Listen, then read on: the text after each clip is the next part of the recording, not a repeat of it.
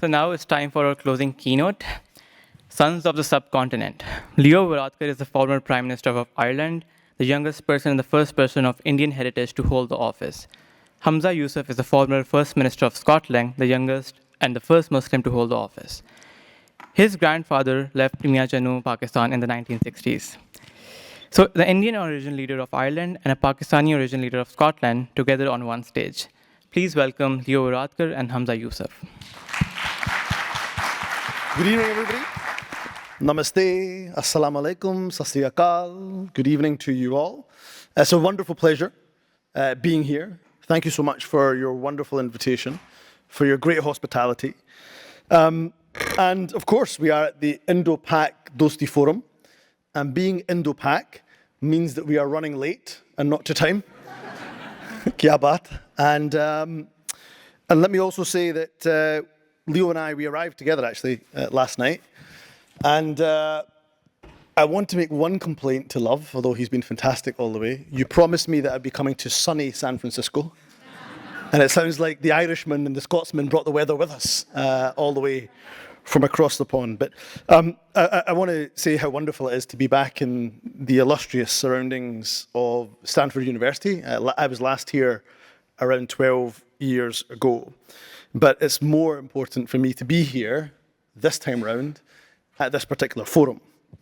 It is needed now, I think, more than ever before. And to be at a forum that is talking about dosti, a word that means so much between our cultures.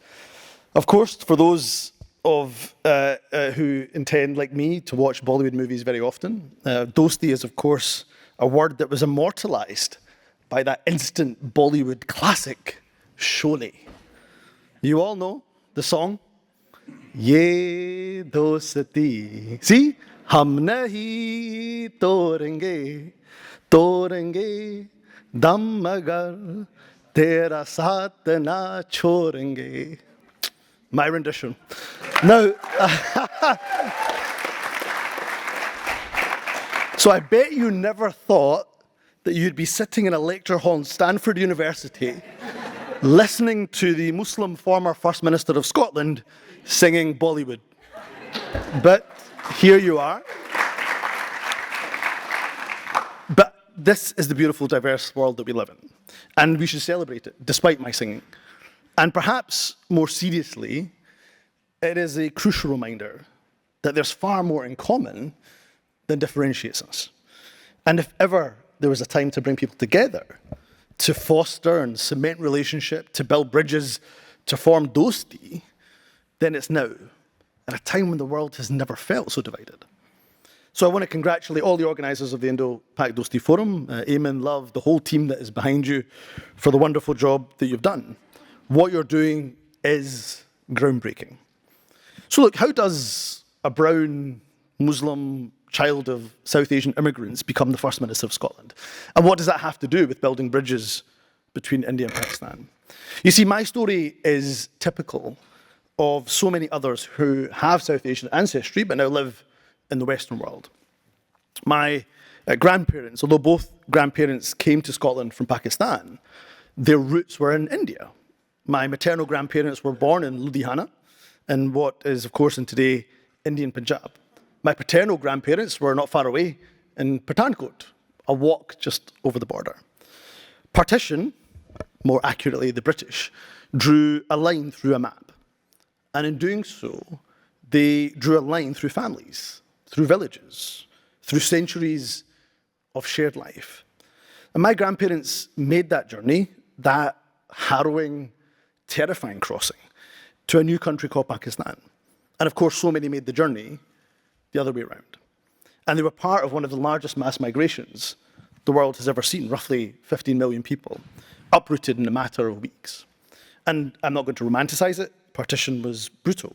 Estimates suggest anywhere between 500,000 and 2 million people were killed. Hindus, Muslims, Sikhs, in an orgy of communal violence.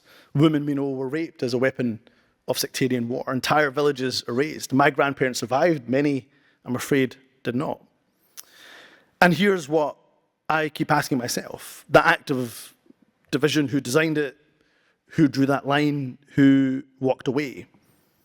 And I'm not here to regurgitate 1947 or to lay blame, but I stand here to ask, what are we doing to remove those lines that divide us? Because the truth is, and Mani Saab, who's sitting in the front row, Mani Shankar, gave a really powerful expression this morning, which I'm going to add to, which was that the truth of the matter is there is no people on earth more similar to Pakistanis than Indians. And there's no people more similar to Indians than Pakistanis. We share language. Urdu and Hindi in their spoken forms sound like almost the same tongue. We share music. We share poetry. We share cinema. We share the intoxicating heat of a good lamb biryani and the cool relief of a mango lassi. Though my natural biases tell me the honey mango of Pakistan is the sweetest, I'm afraid. We share a genius of cricket, a game that maybe the British taught us, but we perfected. We also share an equally impressive genius about arguing about it. And as someone, as I say, of Pakistani extraction, perhaps we should not dwell on the most recent cricket match between the two nations, for where Pakistan has the edge on mangoes, India had the edge on cricket. We share Allama Iqbal, who wrote Pakistan's national anthem, but he also, of course, wrote that iconic poem, Sare Jahan Se Acha, which became one of India's most beloved patriotic songs. Allama Iqbal claimed by both, roots in both, and that, surely, is the story in miniature. And we even share faith. India is home to approximately 200 million Muslims, the world's third largest Muslim population. More Muslims living in India than there are people in many Muslim-majority nations. And of course, Sikhs too have the roots embedded in the Punjab that sprawls across both nations. Faith doesn't divide us as cleanly as some politicians would have us believe. In fact, between those faiths, when you step away from some of the extremist elements that are often the loudest, actually there's a deep respect and reverence for each other's faith. You know, to this day, my own parents don't eat beef. Not because they can, not because it's forbidden in the religion, it isn't. They do it as a continued mark of respect for the Hindu friends and neighbours that they and their parents grew up with before they came to the UK. So let me put something before you, not as a politician, but as someone who has spent their entire life, certainly my adult life, thinking about what countries can become and how they can realise their full potential.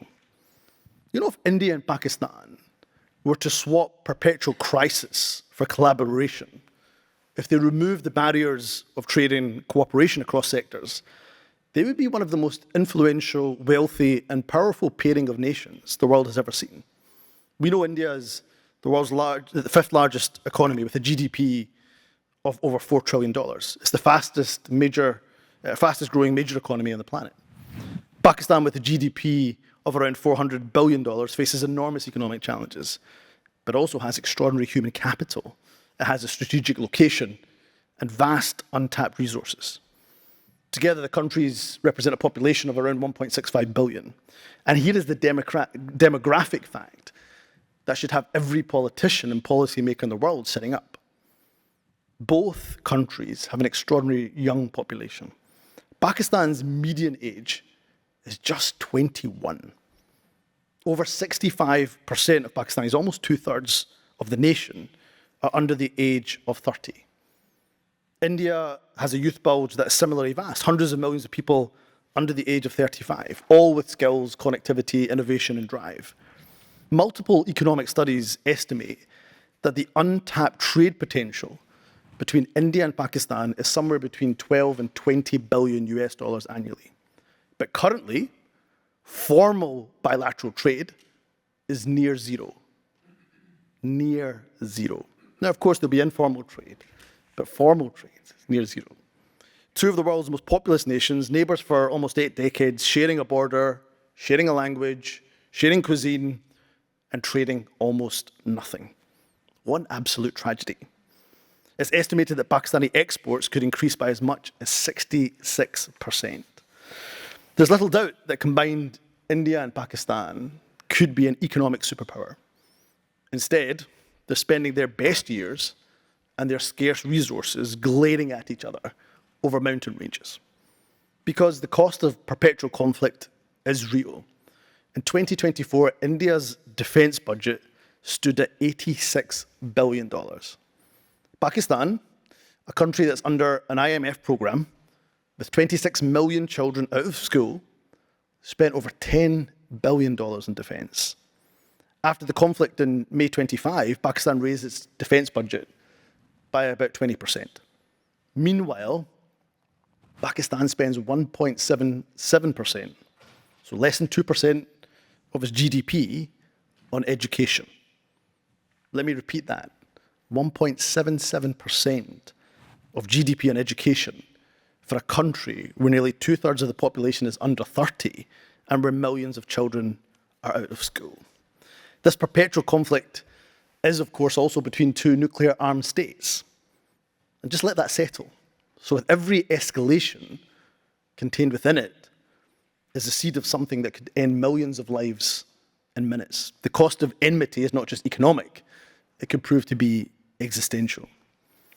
And then let me mention the issue that we cannot escape from, and which, again, my dear uncle Manny spoke so powerfully given his lifelong experience, and that is of Kashmir. Kashmir, again, is what happens when an empire draws a line on a map and then retreats hastily, and letting those that are the local population deal with the consequences. None of us here underestimate the complexity of the Kashmir issue. And of course, Pakistan and India are not the only countries with a vested interest. But the resolution, if there is to be one, cannot be imposed by military force, cannot be delivered by drone strike, but it must be grounded in dialogue, diplomacy, and ultimately the will of the Kashmiri people.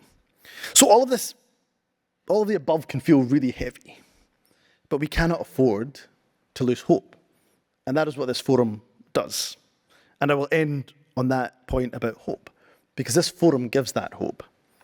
The people in this room, and particularly the young people in this room, and I do not count myself in that bracket anymore, but the young people in this room, the children, grandchildren, maybe even the great-grandchildren of partition and independence, you are the living rebuttal to the argument that says these two nations must always be enemies. You see, we share workplaces, we share university campuses, we share friendships, we go to each other's weddings, we eat at each other's tables. My grandparents crossed that border with nothing but their lives and their faith. They made something from the wreckage of partition. But this generation, your generation, does not have to carry that wreckage forward. The wasted potential of India and Pakistan's enmity is not abstraction. It's 26 million children in Pakistan with no school. It's in India and Pakistan whose scientists don't collaborate. It's a trade relationship that's worth up to $20 billion that does not exist. But more than that, perhaps it's the loss of a story that hasn't yet been told, and the story of what these two great nations could become if they choose friendship over fear. And that story begins in rooms like this. And I hope nobody will underestimate the importance of this forum. The fact that it's described as track 2, which is diplomatic language, shouldn't take away from the fact that when peace is made, in any conflict, in any enmity between states, starts with dialogue, starts with conversation. And that conversation, again, I'm going to have to start paying Manny, I think, Saab commission here, I'm referencing. But his point about that dialogue must not be interrupted nor interruptible, well, this is a demonstration of that. The story begins here, in rooms like this one, with conversations like this one. It may seem like a small pebble in the ocean, but the ripple effects could make waves. And in true California style, I look forward to riding that wave with you. Shukriya, Mehrbani, thank you for your attention.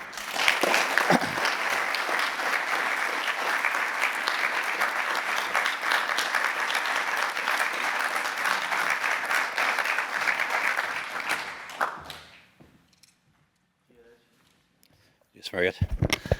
Thank you very much. Good evening. Namaste. Assalamu alaikum. It's great to be here to have a chance to share a platform once again with Humza Yousaf.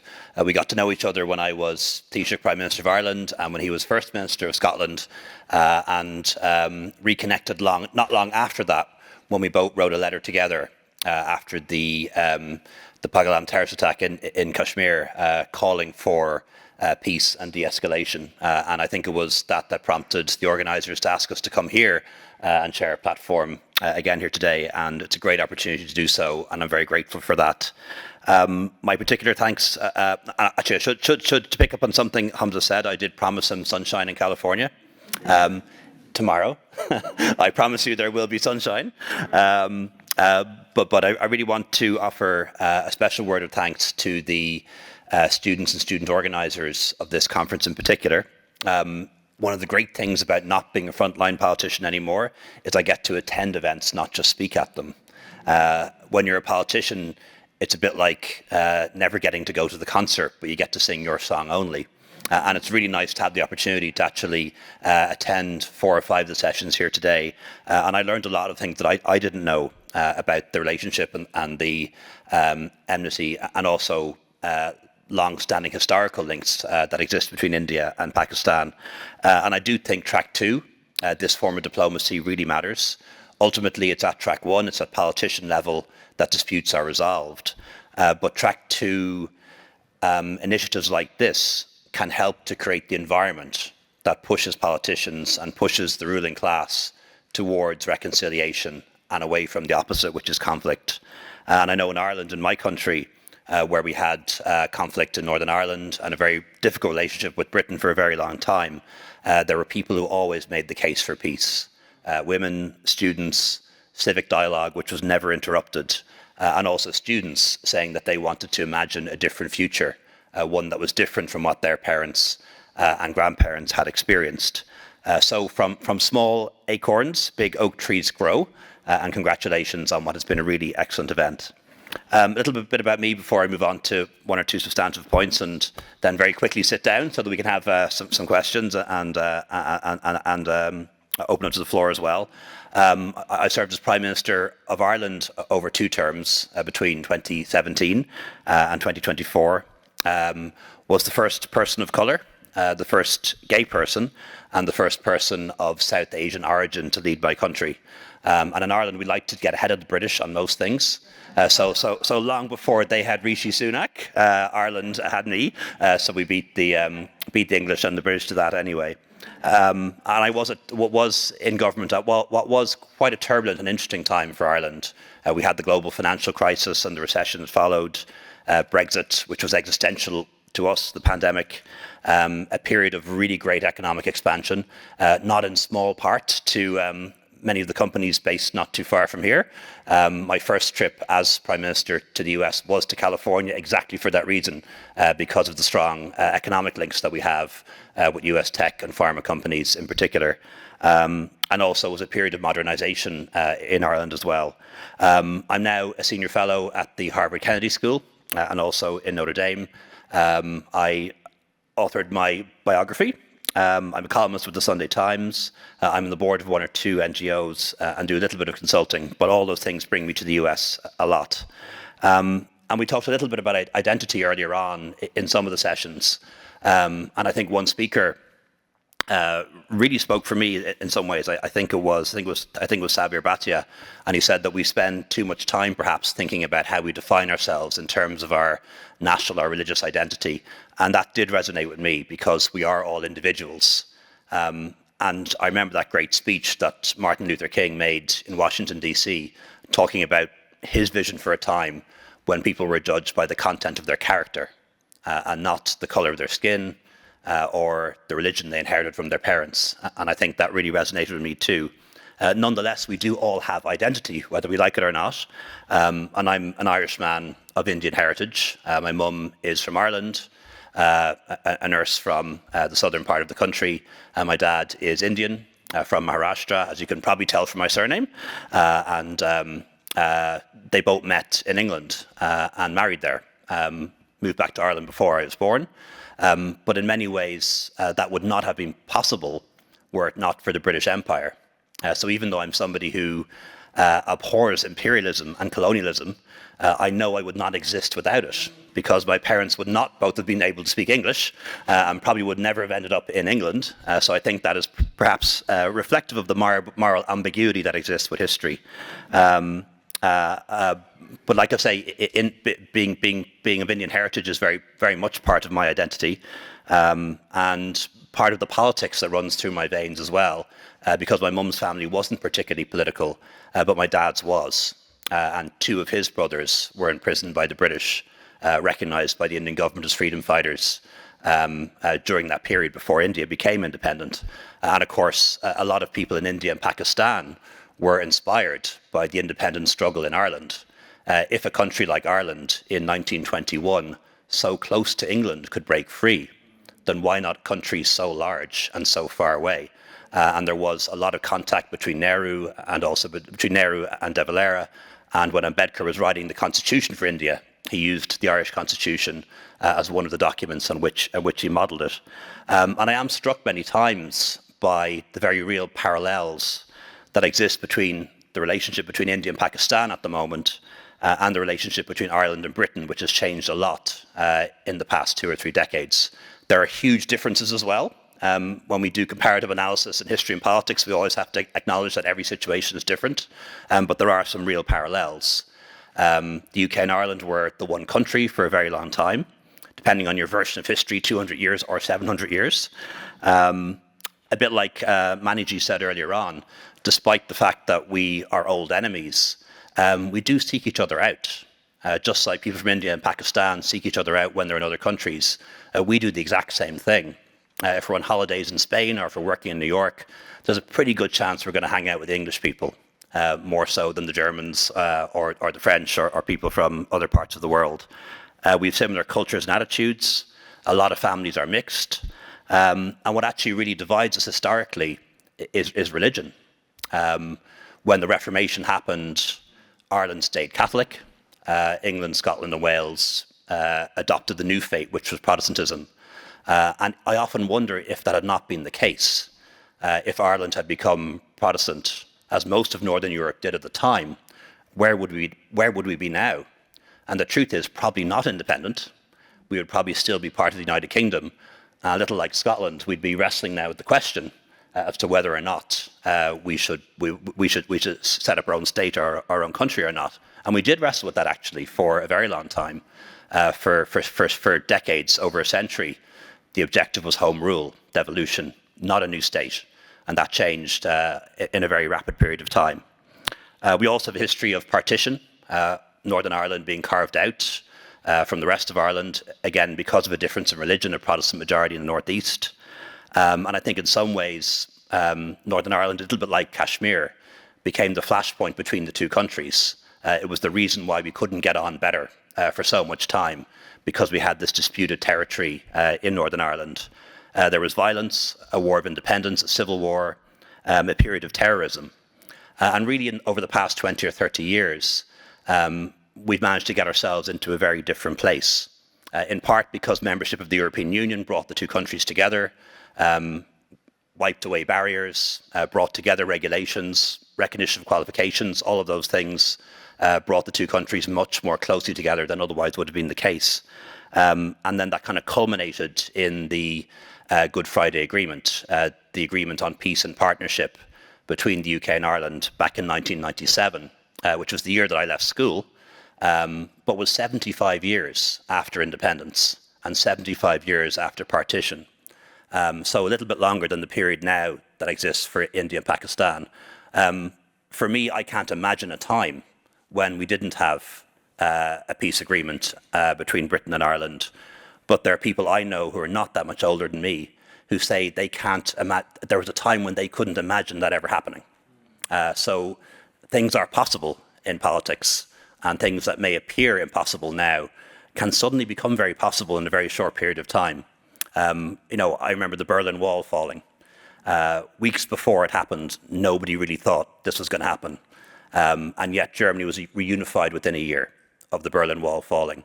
The unimaginable happening, the collapse of the Soviet Union, and 15 new countries being created in a short period of time, 3 of whom are now in the European Union, and 1 which is fighting very hard to be in the shape of Ukraine.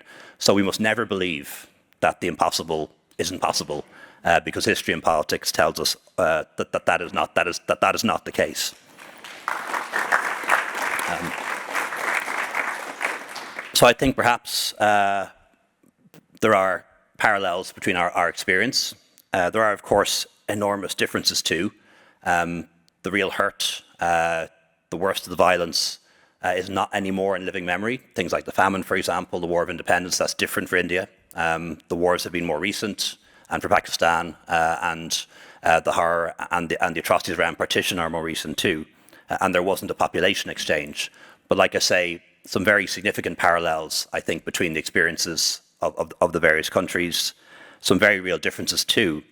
But I think, as Humza said, there is always hope. People that work together can become estranged, and then also can become reconciled and become friends again. And I think that is possible between India and Pakistan. And I hope that this event today plays a small role in creating the environment in which that is possible. So thank you very much. All right. I want to start off by talking about the letter. Last May, during the escalation, you both wrote a letter together. One of the primary reasons we reached out to both of you.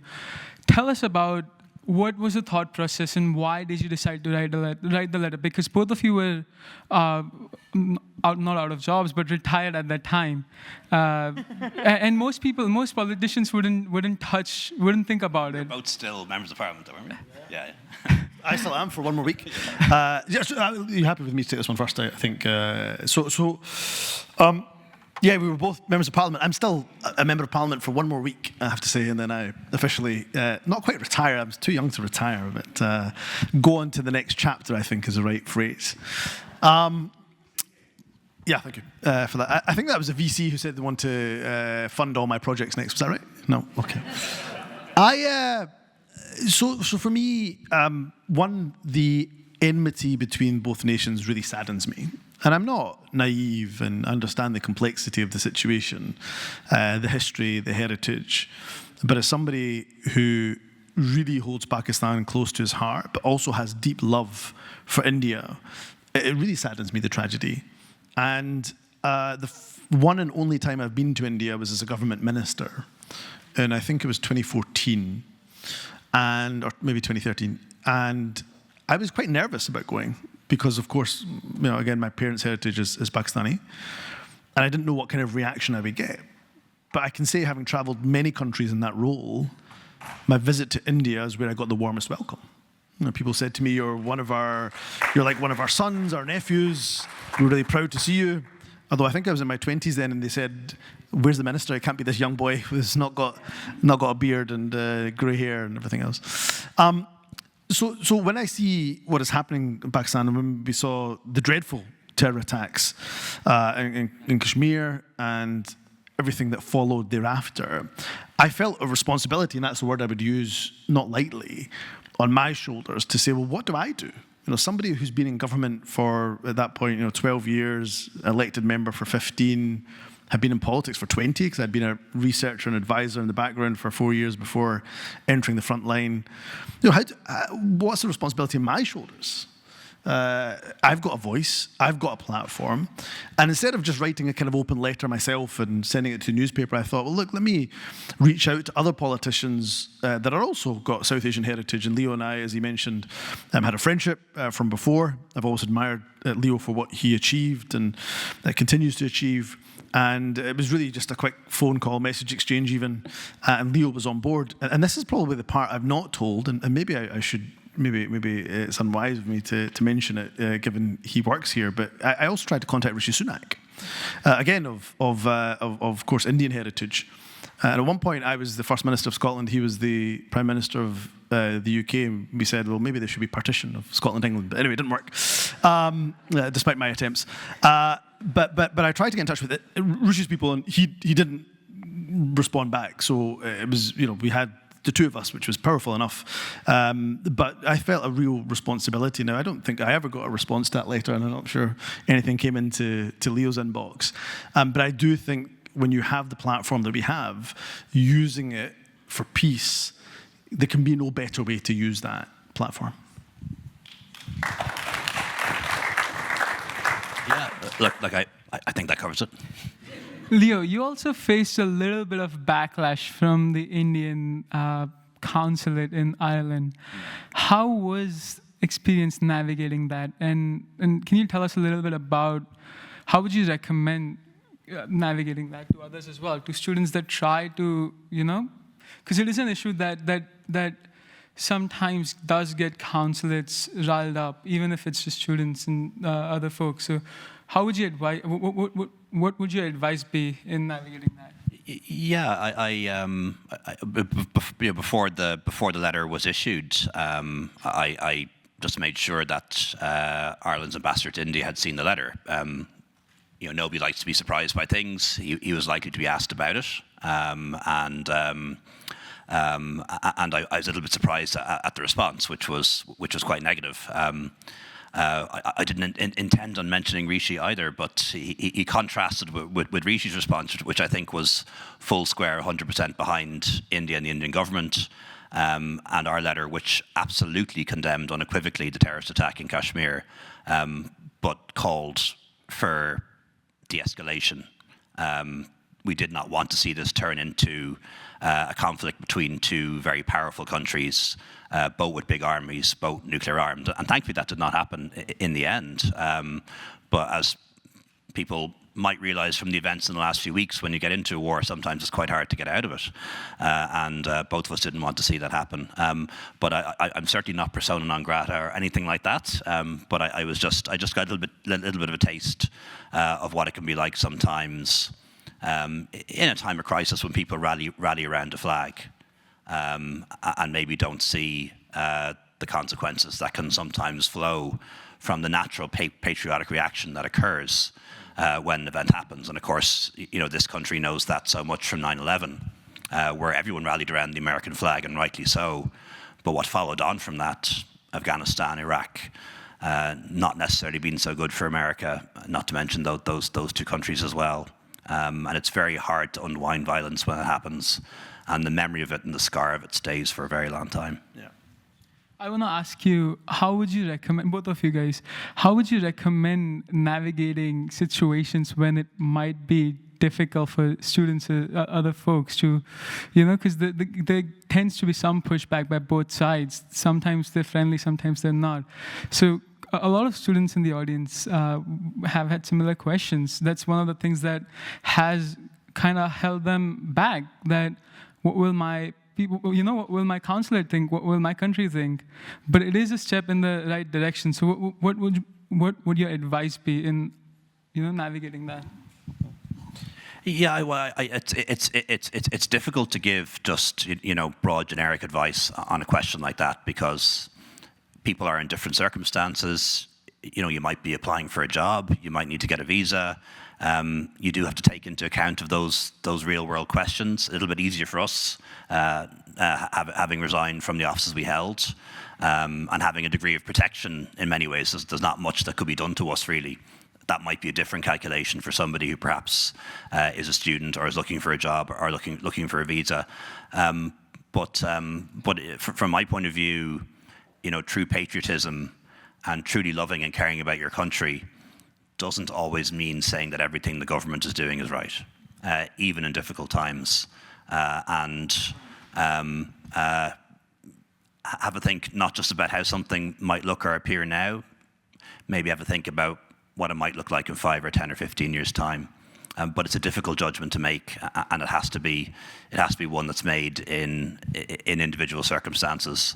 And I'd never tell people to just jump over the wall and not to have those practical concerns that affect people's real lives. No, look, the only thing I would add to that, it covered well, maybe two things I'd add to that. So Leo's right. Leo and I have the privilege of platform and kind of high office. So there's very little, despite what some hard right political parties in the UK want to do. They're not going to chuck us out and chuck me out and send me back to South Asia, though they might try. So we have really privilege of platform, and therefore Leo's absolutely right. We wouldn't give you advice to say you've got to do this, that, and the other, because it could have some real-world impacts on you, your family, and so on. So we're aware of that. I think the only things I would add is the reason why the letter was a joint letter, and the reason why this forum is called the Indo-Pak Dosti Forum, is that you should try to create as much alliance as you can in the work that you do, so that you're not left out on a limb. And really difficult issues to navigate. And if I give you a completely different example, but one that I really admire the Irish on, is that Ireland, Norway, and Spain, 3 European countries, chose to recognise Palestine. You remind me when it was, in 24, wasn't it? In kind of summer to autumn of 2024. And the reason why Ireland didn't do it separately, or Spain didn't do it separately, is because they had that strength of unity of other nations going together. And a really difficult, I don't need to tell you the difficulties and the complexities of that situation. So trying to do things together, across unity, across parties, across divides, is really powerful and gives you a degree of protection as well. So I think that's really important. And then also, look, I think doing things within your own sphere of influence is really important. So this is campus. I mean, doing interfaith work, doing cross-cultural work, doing it through cuisine and through culture and music and cinema. These are really, they can often be described as soft power. And I think that's sometimes the wrong phrase because it diminishes it. But it's really powerful. And that kind of exchange, I think we should just continue to encourage. Thank you. Leo, Ireland and Britain were locked into something that felt permanent. Generations of violence, political deadlock, genuine hatred. And the Good Friday Agreement happened. You've said your age, you mentioned as people of your generation can't remember a time that was similar to your parents' generation.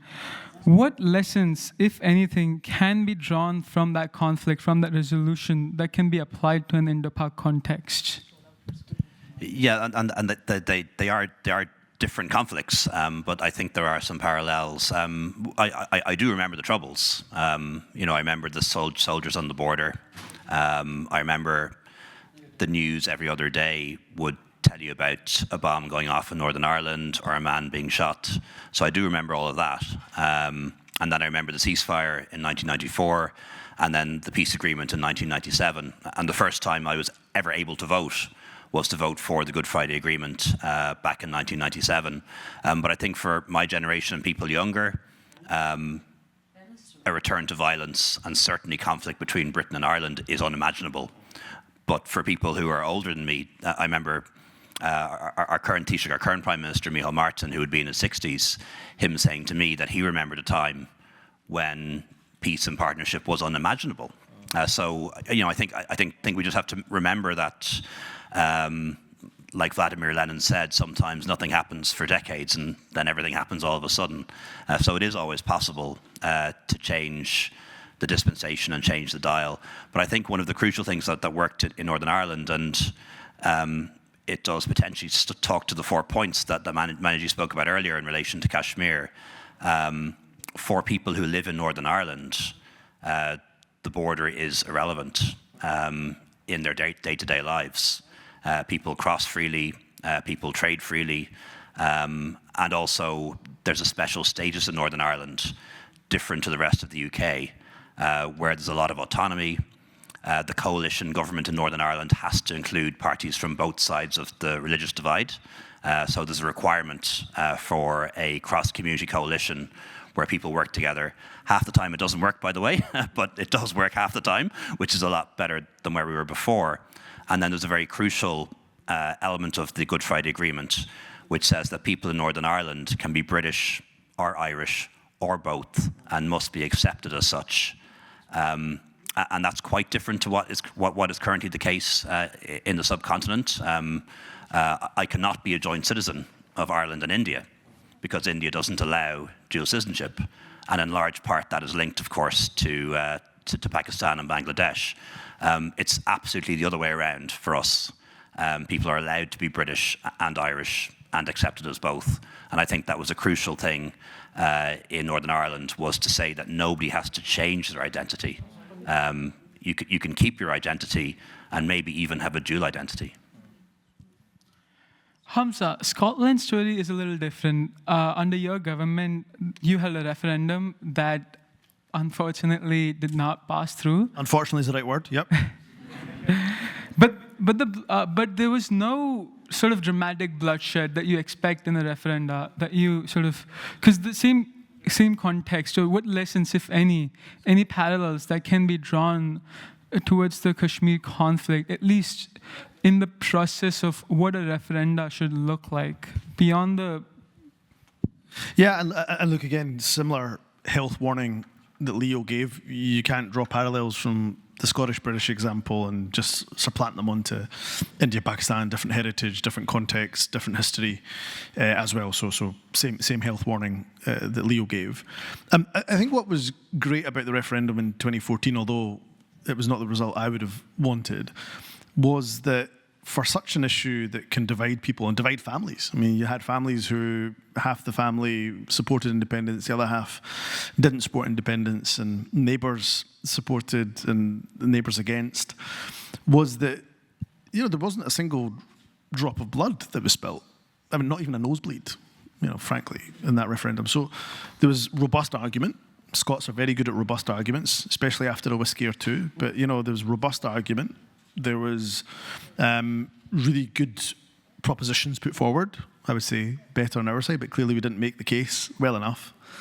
But no bloodshed, and that's really important. And what I would commend both governments for, so you had the SNP government in Scotland, and you had a Conservative government at the time led by Prime Minister David Cameron, was, in fairness and credit to the UK government at the time, they recognised the validity of the claim from the Scottish Parliament and the Scottish Government, which was the Scottish Government has won a majority, it stood on the mandate of a referendum, and therefore we're going to respect that mandate. And again, going back to kind of Manij's point about continued dialogue that can't be interrupted and is interruptible, not interruptible, is this point that there has to be continual dialogue, because eventually something will click into place. The political factors, the politicians, the personalities, the geopolitical context, something will click into place whereby, because there've been that continual dialogue, then the rights will be respected. And Kashmir, for me, my view is always grounded in international law. When it comes to the question of Scotland's independence and its right to self-determination, when it comes to the issue of the injustice that the Palestinians continue to face, I always ground it in international law and the respect for international law.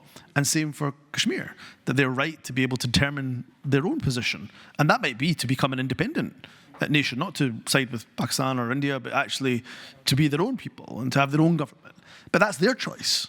It has to be their choice. It has to be, every person should have the right to determine their future. And that is a right that's embedded within international law. You'll remind me, which Irish politician was it? Parnell, that said, no man has the right to stop the march of a nation, and say, here and no more. And I'm probably butchering that phrase, but it's really important that we ground what we do in international law. So Scottish context very different, but the grounding in international law, I think, has to be the prism, and the continued dialogue, because when the factors are right, that dialogue will unlock the conditions to allow progress to move forward. Thank you. I want to move away from history and bring it back to interpersonal relation. You both have known each other for a while. Tell us a little bit more about, how was your Dosti story, simply put? So again, Lee and I knew each other from the time, again, he was Taoiseach and I was First Minister. And I wouldn't say, I admire Leo greatly, and I count him as a friend, but political friendships are very strange. They're not real friendships. I mean, again, I admire Leo greatly. I've got my Dosti as my group of friends that I grew up with, and I've known some of them for 35 years, which is most of my life. And what you have in politics, I think, which is what perhaps Leo and I have, which is quite unique, is cross-party friendships, but also a shared experience, because I think unless you've led a country, you don't really know what it's like. And it's hard to explain it, and I've not read Leo's book yet, but I'm going to read it, and I'll get the audio book, actually, because I like to listen to Leo's voice in my ear regularly. But I do think when I was First Minister, although I was surrounded by people all of the time, I mean constantly, from the moment you wake up to somebody there, not quite at your bedside, but practically with a folder to give you of the emergencies and fires that you have to put out that day, right the way through till sometimes 1:30, 2 in the morning that you're still working, there's somebody there to take the papers away. Although there's always surrounded by people, I found it the most loneliest job I ever had. And I don't think, and Leo and I were talking a little bit last night over dinner with our colleagues who were with us, just about some of the things that people don't see. And I'm not asking you to pull out a small violin and cry for us at all, because we had the privilege of leading the nations that we love and we call home. But it is that shared experience through which you bond. And I think what our politics could do more of, and I think I heard Sumaya talk about this morning, what our politics could do with more of is trying to create those friendships across political parties, across the divide, even where you robustly disagree. Why have we lost the art of disagreeing agreeably? And this is why the Indo-Pak Dosti Forum for me is so important and special as well.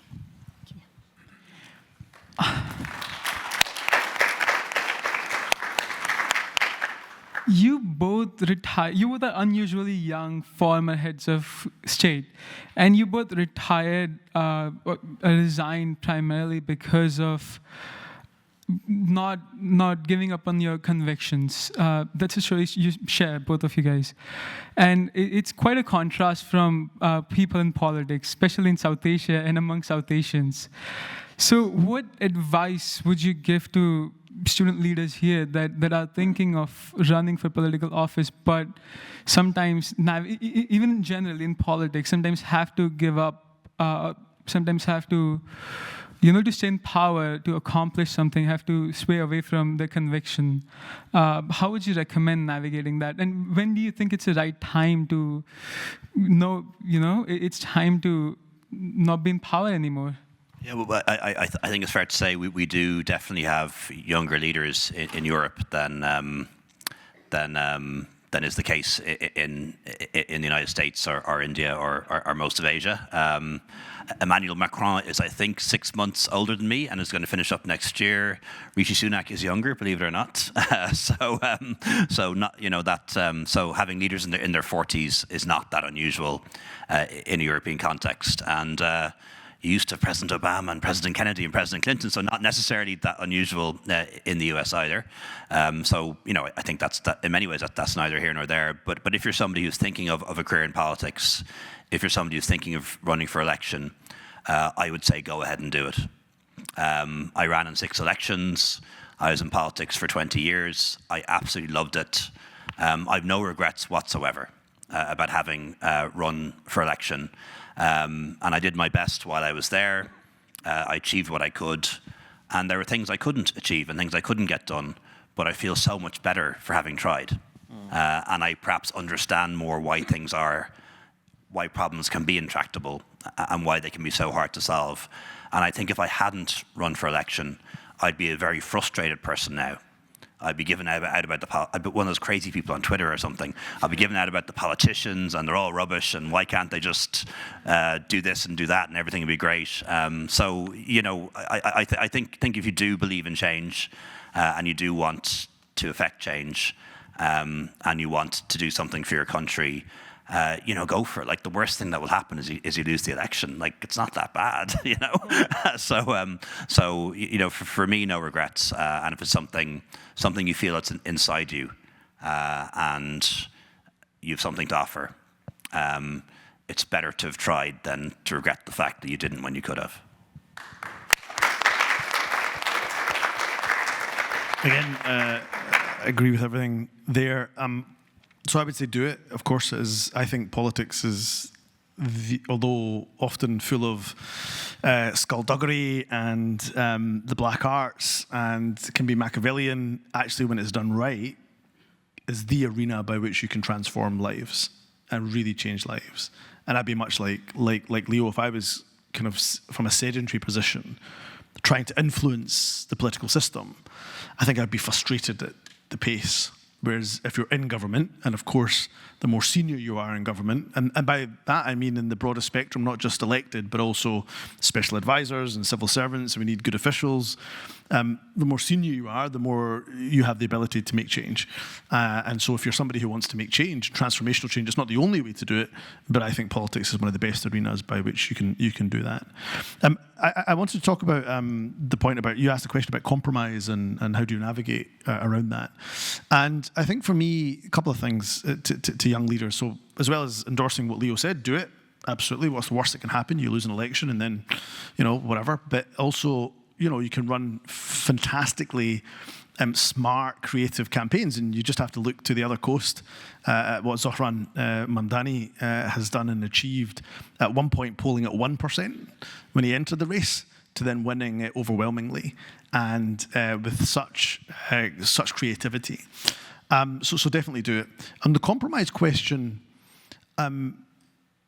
I would say it's really important to know why you're getting into politics. So if you're getting, and you want to be in politics for status or for high office or for a title, you may well get that. But the real danger with that is that you're not grounded in any principle. And if you're not grounded in principle, then you'll just move in any direction that you think is popular. And instead of leading, you're then being led. And to me, that's not the trait of a good leader. And ultimately also know what it is that motivates you and drives you. And of course, the art of politics is to compromise. And sometimes you get that compromise right. And in my case, I've managed to, at times, not get it right. But you should know what your red lines are, your absolute red lines, where you just will not move away from.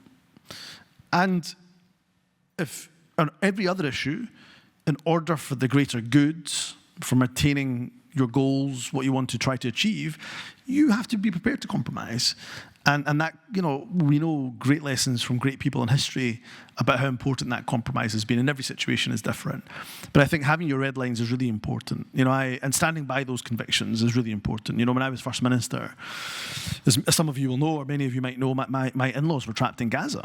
My wife is Palestinian. My in-laws were trapped in Gaza post-October the 7th.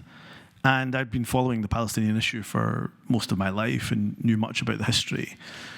And 10 days after October the 7th, less than 10 days actually, I called for a ceasefire. I was the first European leader actually to call for a ceasefire in Gaza at the time. And all of my advisors, to a man and woman, told me not to do it because I would be out of step with the rest of Europe and our European allies, and certainly our US allies, completely out of step. And in fact, European leaders were going out of their way to say there should not be a ceasefire. And there was a ridiculous clip of Justin Trudeau accidentally saying the word ceasefire and then quickly rolling back on it.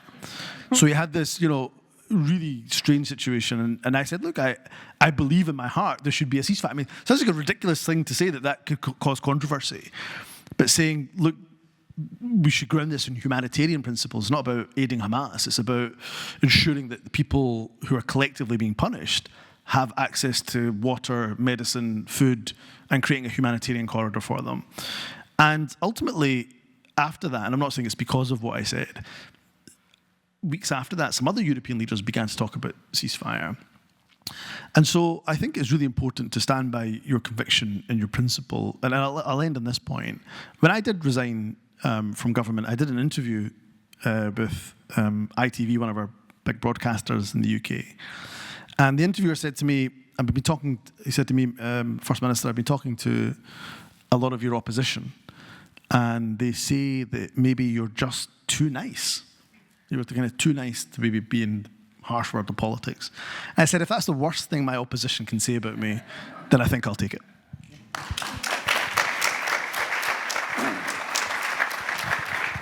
I don't think anyone ever said I was too nice. Before I open it to the audience for Q&A, I want to hear what are your future plans? You both are unusually young, in your 40s, barely 40s, and you have a whole life ahead. What are your future plans? Yeah, look, I kind of like what I'm doing now at the moment. I think the fancy term is portfolio career.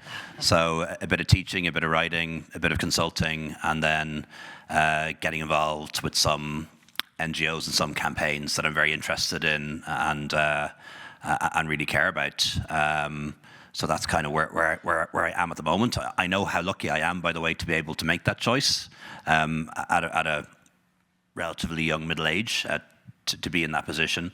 I definitely don't intend to ever run for election again. But beyond that, I guess it depends what comes up. But while I am retired from electoral politics, I'm not gone from politics altogether. You know, I care about my community, I care about my country, I care about the planet we live on, and that can never change. So, you know, I'm still going to try and make the world a better place. I'm just not going to be on the ballot paper.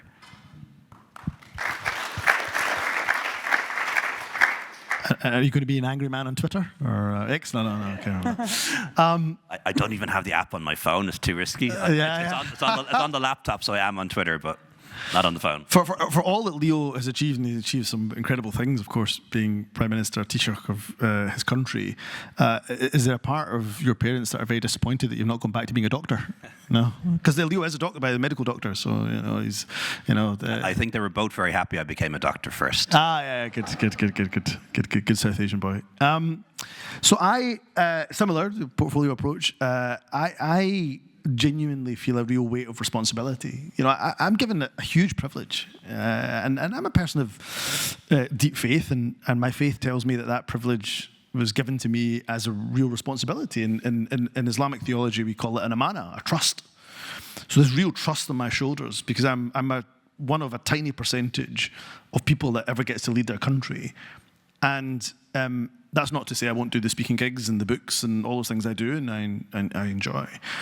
But there's a real part of me that wants to use that experience. So 12 years in government in 5 different ministerial roles, and, you know, health secretary I was during the global pandemic, or part of the global pandemic, first minister during some really turbulent times, transport minister, justice secretary, minister for external affairs. You know, these really different roles.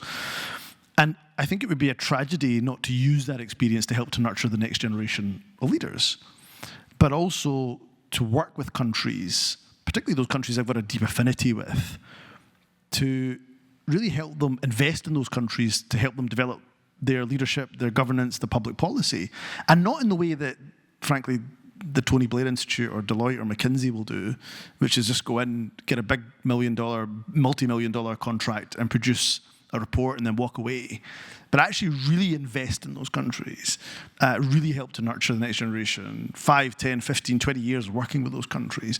So I'd love to do a little bit of that. And then ultimately the stuff that I do around kind of speaking and books and so on, my hope is that my wife and I will set up a foundation in our name to fund some local projects in Scotland that will help to bring communities together at a time when the world is desperate, I think, to tear communities apart. So look, I hope that you ask. I'm elected for one more week. My request to you before we open up to the floor is that you keep us in your good thoughts, your good wishes, and if any of you have very deep pockets, then begin to fund those wonderful projects that we have.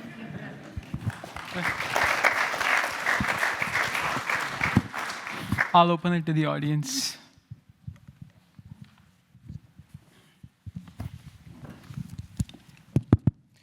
Thank you for the opportunity.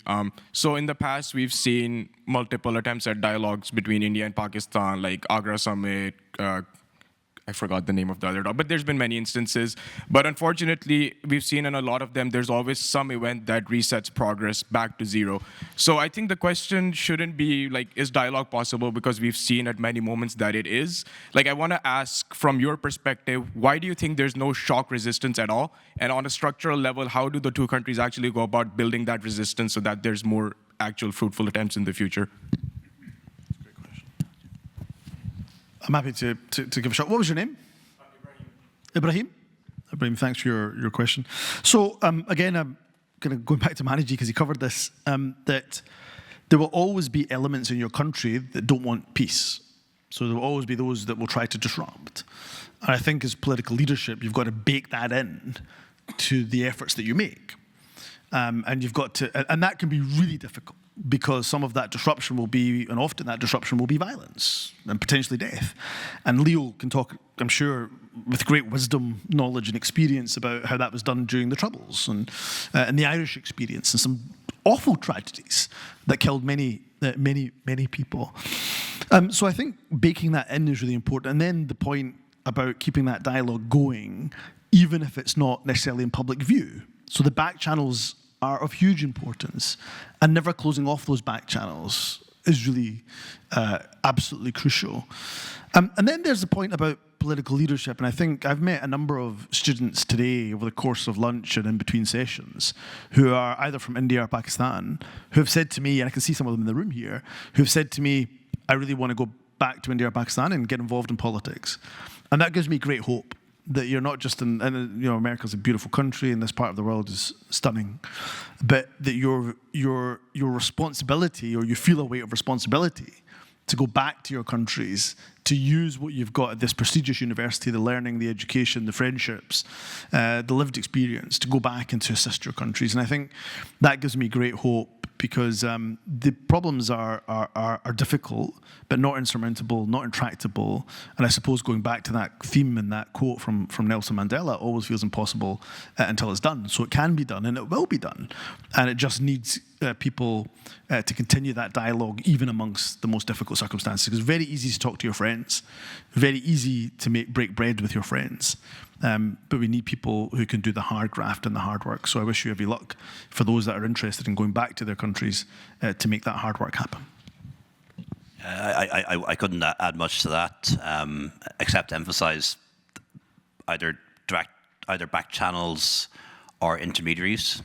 Emissaries are really important and really valuable. Even though they denied it for a very long time, the British government had contact with the IRA all the way through the Troubles, and then Ireland and Britain had intermediaries with total plausible deniability who were able to go between the two governments when people didn't necessarily know about it. One thing Tony Blair says, and I think he's right about this, he does say that he thinks that the Good Friday Agreement in Ireland would have been much more difficult to put together today, because so much of politics now plays out live on media and on social media in a way that didn't at the time. So I think that is a difficulty that we face at the moment.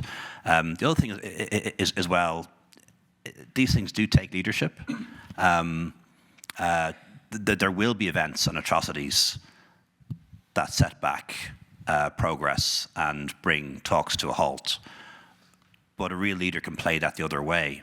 The event or the atrocity can become the impetus to say this should not happen again.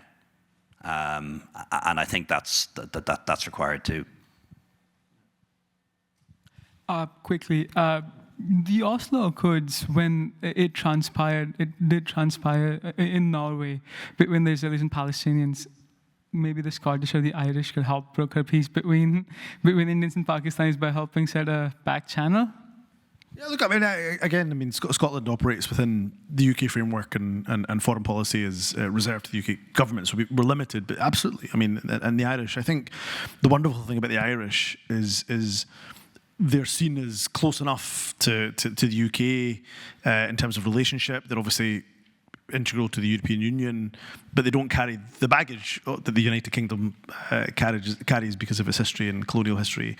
And particularly, I think Ireland has a wonderful role. I think small nations like Ireland, like Norway, like Sweden, like Finland, you know, they've got a real important role to play in peace and resolution and mediation. And you know, talking about small countries and the other side of the world, you know, Qatar punches way above its weight when it comes in obviously very deep pockets, but also a desire from the very top, from the Emir and even his father, the father Emir before him, to really get into that space of peace. So look, I think small nations and those that don't carry kind of colonial baggage can play a really strong role. And I think the Irish are well placed. So Scots, of course, can play a role, but you know, currently very much within that UK framework. Hello, it's an honor to have you all on campus. You have both led countries that have had to navigate the growing strategic competition between the West and China, a competition that now runs directly through South Asia. US-India trade exceeds $230 billion annually, and the US is rapidly becoming India's top defense partner. On the other side, China supplies over 80% of Pakistan's arms imports, and the two countries jointly manufacture military hardware. Setting aside the nuclear dimensions, does the international community have a genuine incentive to see India and Pakistan reconcile, or does the current divide quietly serve the West and China's strategic incentives? Great question. Well, that's a really good question. I'd have to think about it, I think, to actually give you a considered answer. One thing that I would say, certainly from an Irish perspective, and I think it'd probably be true of Scotland too, we're part of the West. Even though we don't agree with everything America does, we are part of the West. And while we seek to have a good relationship with China, we'll never be anything other than part of that Western civilization. One thing I am very encouraged about is the growing and strengthening relationship between the European Union and India. We've just finally signed a free trade agreement between the EU and India, which has huge potential into the future. And I think there's a real possibility for the EU and India to be reconciled by values, particularly around democracy and so on. I can't speak from an American or Chinese perspective, but certainly from a Europe and a European Union perspective, we have nothing to gain or any benefit from India and Pakistan being at loggerheads. India is one of the top 5 economies in the world. It'll probably be the top 1 or 2 in my lifetime. It's a growing military power. Pakistan becomes more important as well, I think, over time, but will always be smaller than India. Certainly from a European point of view, we would like to see India and Pakistan closer, in some ways as a counterbalance to China. But I can't really answer that question from the point of view of an American or a Chinese person. Yeah, look, I think it's such a great question, and not surprising given the audience that we have here. There was a good article by FSI director who I got to meet actually earlier this afternoon, Colin Carlin, and there was a really powerful article about AI and how it's not a single-track race between the United States and China, but actually a kind of parallel that they both have to work on, parallel track they both have to race on in order to make sure that the malign influence of non-state actors doesn't overtake state actors. So really good. I would commend the article to anybody. So even where you have these two great superpowers that are competing and often competing and various different tracks are ahead of each other in different ways, the need for them to sometimes work together in parallel is really important. And when it comes to kind of geopolitical conflict, it's very rare that there won't be external pressure from more wealthier countries, or even in this case, as you've described it, as two superpowers. So it will really take, I think, smart principle leadership, but also, and I emphasize the point about being smart and saying, well, actually, look, there can absolutely be made a case, given India's economic powerhouse advantage, Pakistan's huge potential, and that's a word that's always associated with Pakistan, and just trying to realize that potential, that could be of benefit to both India, both America and to China. But also, I suppose, recognizing how quickly things can change. I mean, the Indian-US relationship is, gone through a turbulent time under Donald Trump's second presidency. And 1 minute you can get a Truth Social post absolutely condemning India in the strongest possible terms, and the next there's a bear hug between Modi Sahab and between Modi ji and Trump ji as well. So it's an astonishing world that we live in, where things are moving so fast paced, and I do think it's just very important for us to make sure that when it comes to these two countries, that we're talking about the potential for the world for two nuclear-armed states. And this, again, seems so stupid to say out loud, that two nuclear-armed states would be far better for world peace, harmony, and and the economy, global economy, if they were not at war, perpetual war, not glaring at each other over mountain range, and instead were collaborating in peace. And competing, by the way. There's no bad thing about two countries that are neighbours competing. In fact, it can drive both countries to be better. So competing and competition is no bad thing, but just done in a peaceful paradigm. Hi. Thank you so much. This is a wonderful conversation. I'm Priya Sethi. I'm a professor of history here. I just wanted to bring up 2 points, and one of them actually connects very much with the last question. Two things that are so different about the Indo-Pak conflict compared to what, you know, the British Isles kind of issues. And I bring them up not to say that we should be more pessimistic about the possibility for change in Indo-Pak relations, but one, to help us have greater understanding of why, you know, there's like a sense of frustration, like why can't the diplomat, why does it keep failing, as you were saying, just to give a sense, you know, some of the reasons for that. And also, if we're serious about trying to create change beyond having a conversation here, things to be mindful of in the big picture to actually make that happen. And those two things are, one, in the British Isles situation, whether we're talking about Scotland's autonomy or we're talking about Ireland's relationship with the rest of with the UK, there's the federal framework is really important. First, there's the federal framework of the United Kingdom itself, which is made up of these subunits, and then the European Union as another federal structure, right? And there were many federal visions for South Asia in the 20s and 30s and 40s that ultimately didn't come to pass. But it's part of the kind of legacy of the anti-colonial kind of imagination of that time. But having that there is sort of a cushion for dealing with having sort of binational identities, for instance, or kind of navigating compromised within a space. And we don't have any kind of federal framework like that in South Asia. So one thing to think about is, you know, does that need to come first? And the other thing that's very different is the position of the US and superpowers generally, where the US was a real supporter and broker of peace in the Irish situation.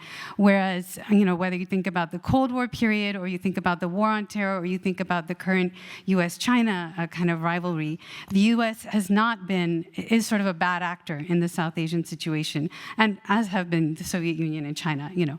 But as an American, I have to point out the American failures.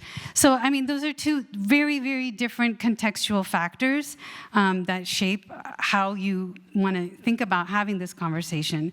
And I think it helps soften, I hope, the sense of disappointment in Indian and Pakistani politicians for sort of failing so far. They've been up against, you know, up against a tougher context. I think that's all spot on and all correct. I wouldn't dispute it for a second, but perhaps an example that might give people a bit more hope in the audience is that of France and Germany.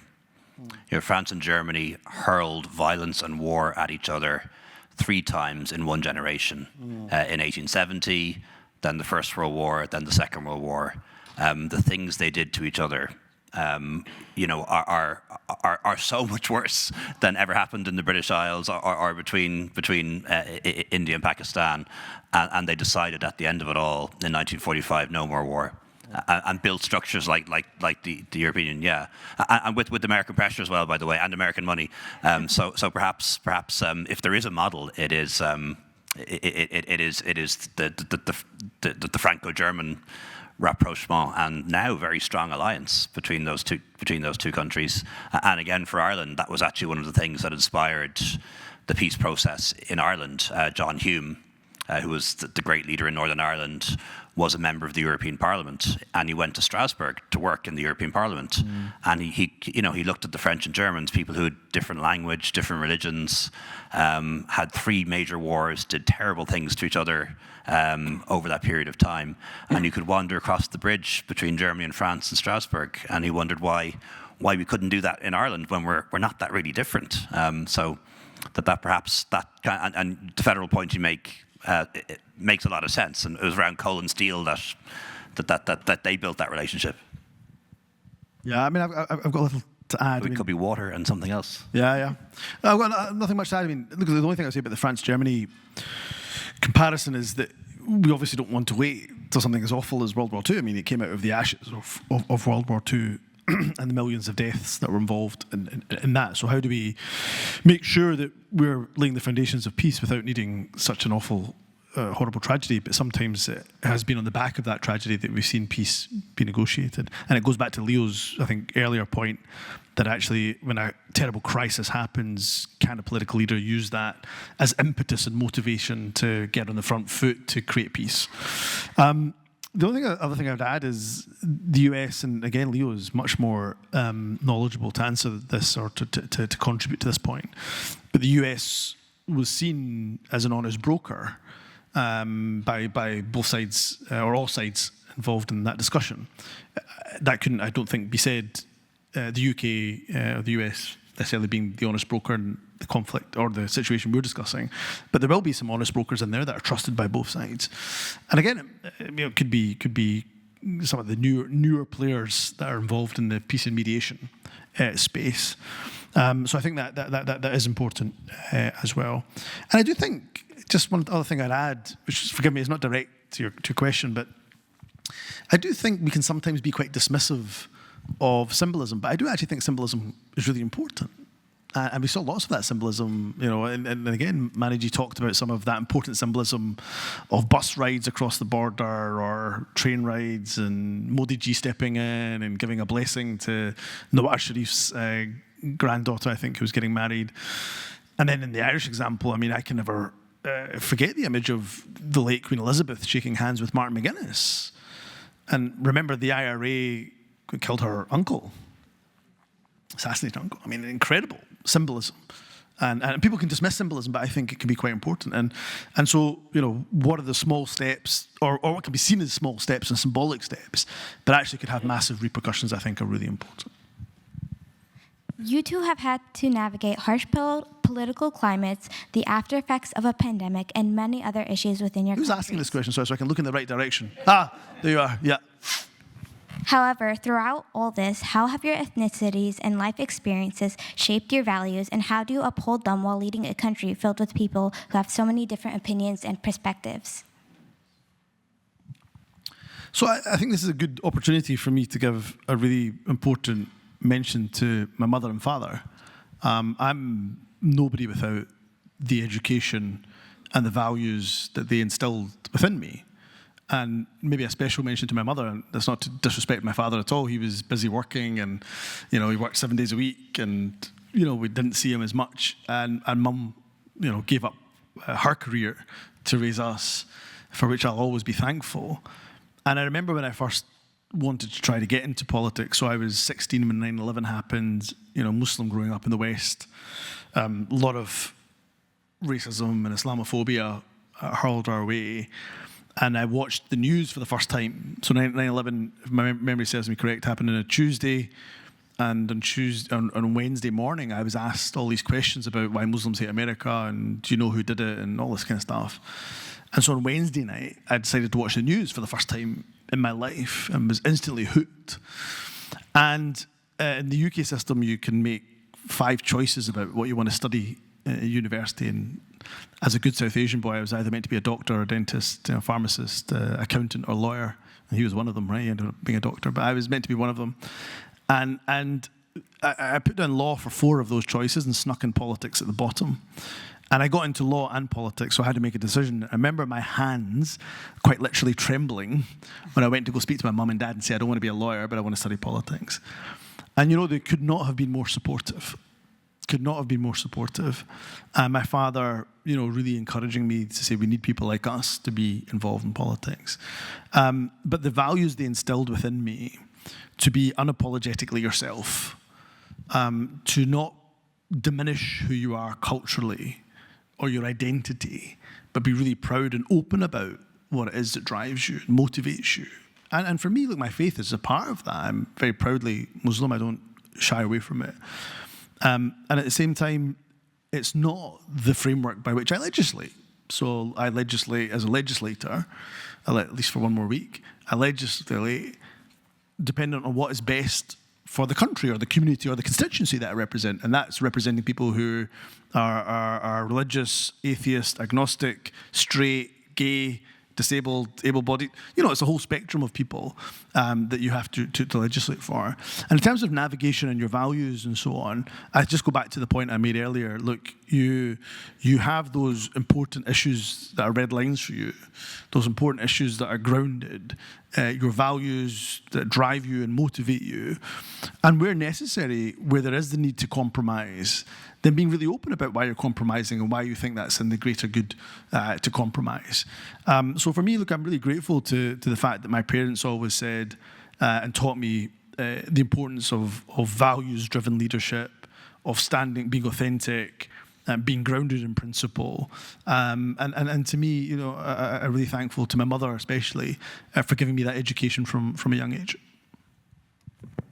Yeah, it's a somewhat similar experience. Although ours is different. I'm a mixed race, and my dad's first generation immigrant to Ireland, whereas I think yours are third generation. So there's some that are similar, some similarities, some big differences too. Like definitely the advantage of being of mixed ethnicity was that to a certain extent I could have a foot in both camps. I always knew there was a bigger world out there than Ireland. And I always knew there were different countries and there were different religions.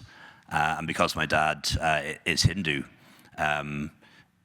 knowing from very early on that people had totally different concepts of God. Hinduism is a totally different concept of religion. He would even say to me there's more of an ideology than a religion. My uncle, who is Hindu, lives in Mumbai, knows the rosary and prays to Mary because if you come from a polytheistic faith, why not have another God? So it was great to know that from day one and not to have to learn that when I was a teenager or when I got to travel the world when I was much older. And similar to Humza's parents, mine very much valued education. Would have very much come from the view that you should work hard and study hard, and the state is there to help you, but you're not really entitled to everything, and you shouldn't expect to inherit anything really. So those values I think were important, but they're not unique to Ireland or India. Lots of people have those values in their cultures too. What could be difficult at times, because I was the tall guy with dark skin and a funny surname, very differently different, and you can be othered.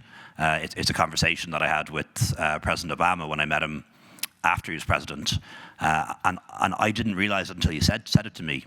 And he said, "You and I have to believe the kind of things we believe by virtue of our birth."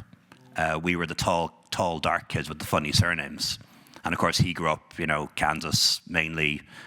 In a very white, homogenous society, I was exactly the same. I was the only guy in my class who had a funny surname that people couldn't pronounce and had kind of brown skin.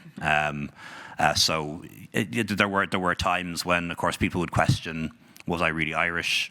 Was I fully loyal to the country? You'd have all of those things, but you just have to deal with them, I think. And people who are the first in anything they do or come from a minority can experience that in all sorts of different ways.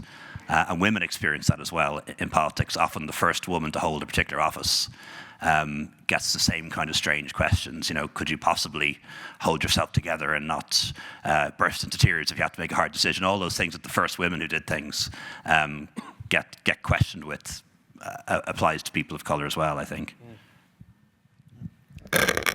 I think we are going slightly over time, so. Yeah. Thank you, Prime Minister Varadkar and Prime Minister Yousaf.